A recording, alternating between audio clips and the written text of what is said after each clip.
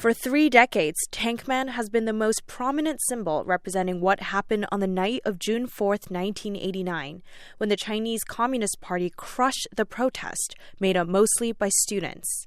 Among the hundreds of thousands of protesters was Peking University student-athlete Fang.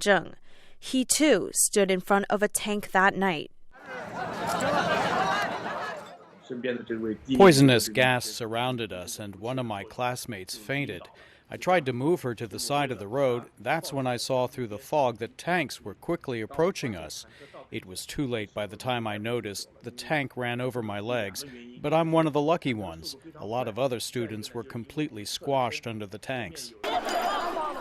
The bloodshed was a culmination of tension that had been building for months.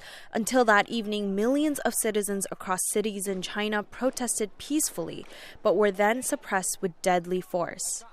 It was a turning point for China, but for many Chinese, the events remain largely unknown because of government censorship.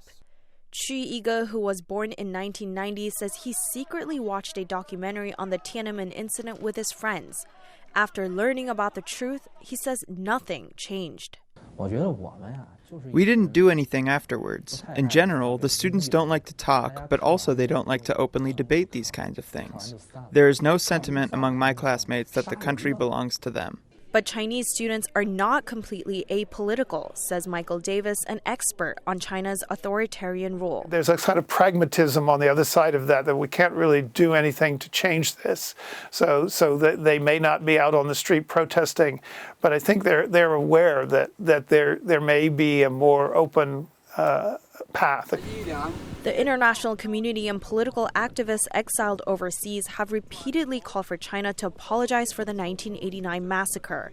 They have also asked countries like the U.S. to use trade as a way to pressure China for its continuing human rights violations. But I think the U.S. has called for, and we will continue to call for, as have others in the international community, a full public accounting for those killed, detained, and missing.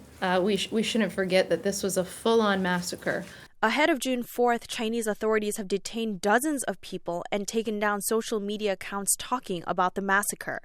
Davis says Xi Jinping's obsession with censoring any talk about Tiananmen reflect the growing insecurity of the leadership. I think they know that as a society becomes richer, as their society is becoming richer, that there's an incentive to change the form of government, to make it more democratic, more open. So I think under Xi Jinping, the evidence is very clear that he feels that any relaxation of the grip of the Communist Party would be a threat.